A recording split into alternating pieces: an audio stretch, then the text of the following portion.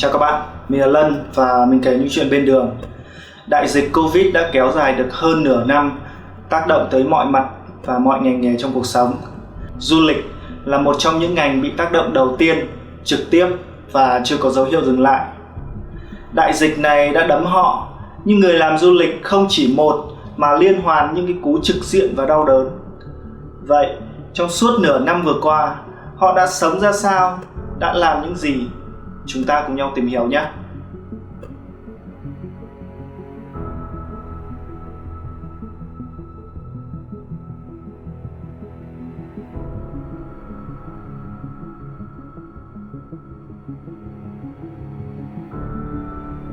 Việc kích cầu du lịch trong thời gian ngắn không thể giúp tình hình tốt hơn. Nhiều công ty vì thế phải tạm dừng hoạt động và cho nhân viên nghỉ việc. Nhiều người do đó đã không thể gắn bó dù đã nhiều năm làm nghề. Chị Hòa là một trong số đó. Chào các bạn, mình tên là Hòa. Mình đã làm việc trong lĩnh vực du lịch được hơn 10 năm và cái công việc gần nhất của mình là sale inbound cho chuyên bán tour cho khách Âu được hơn 7 năm.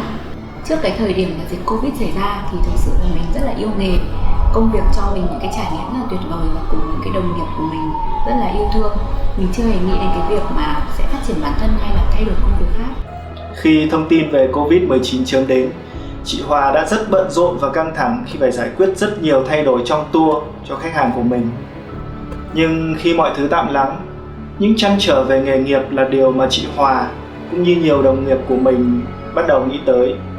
Thực sự là suốt những năm làm nghề, đây là lần đầu tiên mình gặp một cái đại dịch lớn như vậy. Mình cũng rất là loay hoay, trăn trở vô cùng bởi vì bây giờ mình làm nghề du lịch đã rất là lâu rồi. Mình chưa tìm thấy một cái hướng đi tiếp theo như thế nào. Và đó là một cái quãng thời gian mà mình chưa từng trải qua. Suy nghĩ rất là nhiều về nghề, trăn trở và căng thẳng nữa. Rất nhiều bạn bè trong ngành du lịch cũng nói rằng là chưa có trải nghiệm nào như vậy, thậm chí cả ngày xưa có sát cái chăng nữa cũng vẫn xử lý được, nhưng mà đại dịch này là một cái cú sốc quá lớn. Nhưng Covid cũng đem lại những sự thay đổi tích cực với cá nhân chị Hòa. Nó là động lực rất lớn giúp chị thay đổi, bước ra khỏi vùng an toàn của bản thân để tìm kiếm những điều mới mẻ hơn. Thì Covid cũng mang lại những cái thay đổi tích cực cho bản thân mình. Mình đã có thời gian để nhìn lại. Mình thấy rằng là nếu mà mình không thay đổi, cứ dậm chân một chỗ thì không thể nào mà thoát ra được. Nên là mình đã quyết định là mình phải tự thay đổi bản thân mình. Tìm đến Tam Cốc, một địa điểm du lịch nổi tiếng ở Ninh Bình, thu hút rất đông khách du lịch nước ngoài cũng như trong nước, giờ đây đã trở nên vắng vẻ. Khác với chị Hòa, Linh, người đang đầu tư vào một khách sạn và một nhà hàng tại đây, vẫn đang cố đợi ngày du lịch trở lại, bất chấp việc phải duy trì cuộc sống bằng những công việc khác.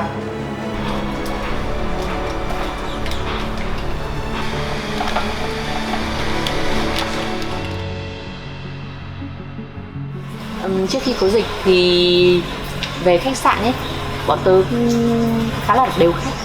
Và bên nhà hàng này thì ra đến bọn tớ bắt đầu kinh doanh nhà hàng này là từ tháng 11 và đến giúp dịch để là kinh doanh được 3 tháng. Và lượng khách khá là đông. Cái tâm lý của tớ lúc mới có dịch thì ra nó hơi chủ quan một chút. Tớ không phải là sợ gì lắm cái dịch này. Đối với mình vẫn nghĩ là nó chỉ là một cái dịch cúm nước bình thường, nó không đến mức quá nghiêm trọng. Và thứ hai là mình còn trẻ, nếu mà mình có nhỡ mà bị dính dịch thì nó cũng sẽ khỏi, không có thể tự khỏi. Nhưng mà chỉ sợ là nếu mà lây cho mọi người bà con làng xóm ở trong làng thì thấy tội mọi người thôi. Rồi lúc trước khi nước mình quyết định có cách ly giãn cách xã hội ấy, lúc đấy mọi người công ty du lịch mới ồ ạt cancel dịch vụ này. Đấy, cậu sẽ thấy cái danh sách khách đặt phòng nhà tớ đỏ lòm luôn, đỏ vì bị hủy. Cái nhu cầu của khách Việt mình là muốn những cái homestay thì phải có bể bơi, nhưng mà khách sạn của tớ thì không có bể bơi nên là không thể đón khách du lịch được. Mặc dù cũng có nhiều khách hỏi nhưng mà khách thường hỏi xong và hỏi kèm theo tôi là có bể bơi hay không. Bên nhà hàng này thì cái đợt sau dịch ấy, thời tiết nó cũng khá là nóng. Nhà hàng của tớ thì không gian mở, không gian thoáng, nên là cũng không có điều hòa, nên bọn tớ cũng không thể đón khách Việt được vì khách sẽ không thích kiểu này.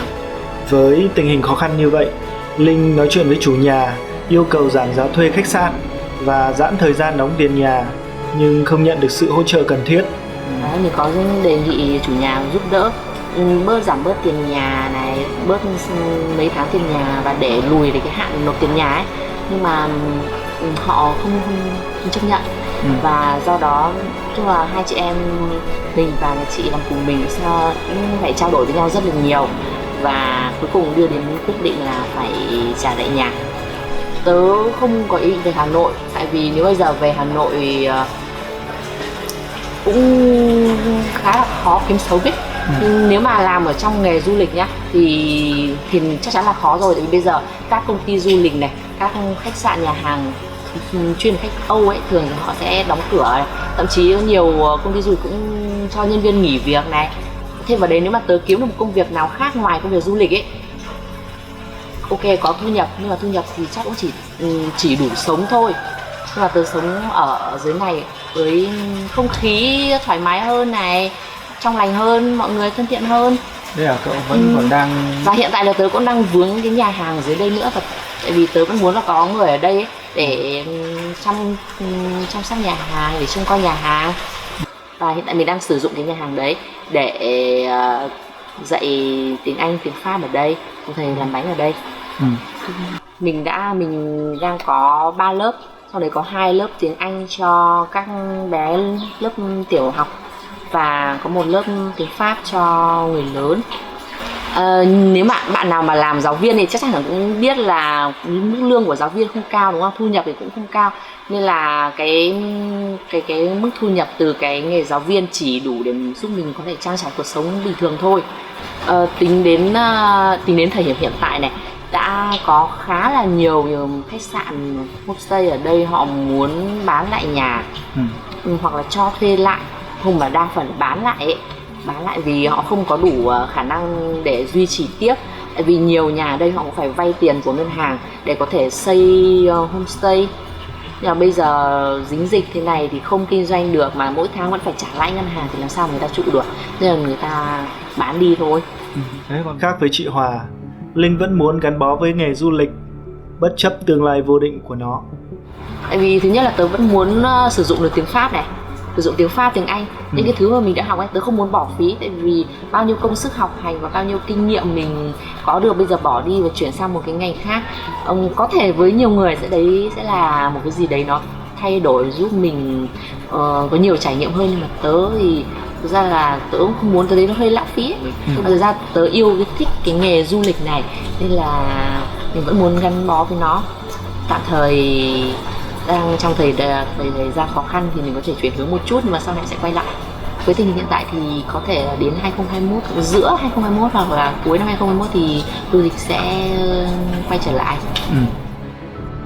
Trở lại Hà Nội, những chuyện bên đường được lắng nghe tâm sự của chị Hà, chủ một công ty du lịch nhỏ, người đang chật vật với cái đại dịch này.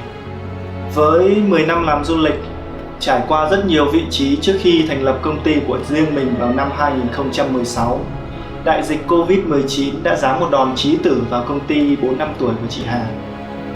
Năm 2016 thì mình bắt đầu mở công ty Magnolia Travel và chính thức chuyển sang làm chuyên về du lịch cộng đồng và du lịch trách nhiệm, chủ yếu là du lịch trách nhiệm. Thì cái thị trường trước đây của mình và cái thị trường truyền thống của mình cũng giống như cái ngành mà mình học, là mình hầu như là chỉ làm việc với cả khách Ý, thêm đối với khách Pháp. Nói chung là thị trường châu Âu, Pháp, Bỉ, các nước nói tiếng Ý, các nước nói tiếng Pháp, một số ít nói tiếng Anh. Đến tầm độ tháng 2 khi đấy là bên Ý bắt đầu bùng phát dịch, và đến tháng 3 thì bên Ý bắt đầu họ chặn hoàn toàn, họ lockdown cả nước. Đến tầm giữa tháng 3 là đến lúc đấy là bên Pháp đấy, và bắt đầu lan ra cả châu Âu ấy, thì lúc đấy là mình mới thực sự cảm thấy cái dịch nó chạm đến mình đến như thế nào, chạm một cách sâu rộng. Vào tháng 3, công ty chị Hà có một đoàn khách rất quan trọng từ Pháp với 60 người đi tour. Với tính chất quan trọng đó, chị Hà đã đích thân đi cùng đoàn để giám sát các dịch vụ. Nhưng Covid-19 đã tạo nên những trải nghiệm vô tiền khoáng hậu cho chuyến đi này. Lịch trình bị cắt ngắn còn một nửa, nhiều hoạt động phải hủy bỏ. Khi tới Đà Lạt, lái xe cũng từ chối vận chuyển vì nghe tin đoàn có khách bị nhiễm Covid. 8 tiếng là khoảng thời gian mà chị Hà và đoàn của mình phải chờ ở sân bay Đà Lạt trước khi book một chuyến bay khác về Sài Gòn. Rất may mắn cho chị Hà, những vị khách đều là những thiền sư, những người rất thông cảm cho người làm dịch vụ. Nếu không biết điều gì sẽ xảy ra với chị. Đến sau khi mà tổ chức khoảng độ 2-3 đoàn đi du lịch theo hướng đi du lịch trách nhiệm, trải nghiệm và các thứ thì thấy có vẻ không thành công cho lắm. Bởi vì là người Việt mình không muốn, thì cũng là một cái mà khiến cho là mình ngừng lại. Thật ra đợt giãn cách xã hội đầu tiên mình cảm thấy khá là thoải mái, bởi vì mình vừa mới đi về sau một cái chuyến đi khá là căng thẳng, và mình nghĩ rằng là tất cả mọi thứ nó sẽ diễn ra nhanh thôi, nó sẽ chỉ rơi vào tầm độ 2-3 tháng là cùng. Mình nghĩ rằng đến tháng 5 thì mọi thứ nó sẽ ổn, hoặc là đến tháng 6 cùng lắm đến tháng 7 mình có thể quay lại đón đoàn khách đầu tiên sau cái đợt đấy. Nhưng mà mọi thứ đời không như mơ. Thế hiện tại thì công ty của chị như thế nào? Hiện tại thì tạm thời công ty mình đang ngừng hoạt động, tất cả mọi thứ đều ngừng, mỗi người làm một việc. Mình cố gắng giữ lại 1-2 nhân sự mà mình biết rằng nếu có thể cố gắng sau dịch ấy, nếu có thể cố gắng được thì mình sẽ vẫn còn một cái gì đó để mình vận hành được một cái tổ chức mình tiếp tục. Mình nói thật sự là mình rất là khâm phục những cái người anh em, cái người đang bám trụ lại trong nghề du lịch đến thời điểm này và còn tiếp theo, bởi vì cái niềm tin của mọi người rất là lớn, mọi người rất yêu nghề và mọi người vẫn có một cái sự khẳng định rằng là chắc chắn khách sẽ quay trở lại và họ sẽ thay đổi để bắt kịp cái xu hướng của ngành du lịch trong tương lai. Thì cái thời điểm dịch Covid này là cái thời điểm để mình có thể học tập này, có thể nghiên cứu, có thể lên kế hoạch, tức là thời gian để mình có thể dừng lại, mình tự phát triển bản thân mình. Công ty, nhà hàng nào mà có thể trụ lại qua cái dịch này, mình nghĩ là sau dịch sẽ là một cơ hội tốt để người ta phát triển. Mình bắt đầu đi dành thời gian để đi tìm và đào sâu những cái sản phẩm mới, sản phẩm về trách nhiệm và du lịch trách nhiệm và du lịch cộng đồng này cho công ty mình. Mình có thể có một cái sản phẩm mới cho khách này, một cái thứ gì đó nó tốt hơn cho khách. Mình nghĩ rằng là đấy là cái thời gian mà mình có thể nâng cao chất lượng của sản phẩm của mình. Lạc quan là hai từ mà tôi muốn dành cho những cựu đồng nghiệp của mình. Họ vẫn đang rất tin tưởng vào một tương lai tốt đẹp hơn trong ngành du lịch, bất chấp hiện tại đang rất ảm đạm và khó khăn. Còn bạn sống ra sao những ngày qua?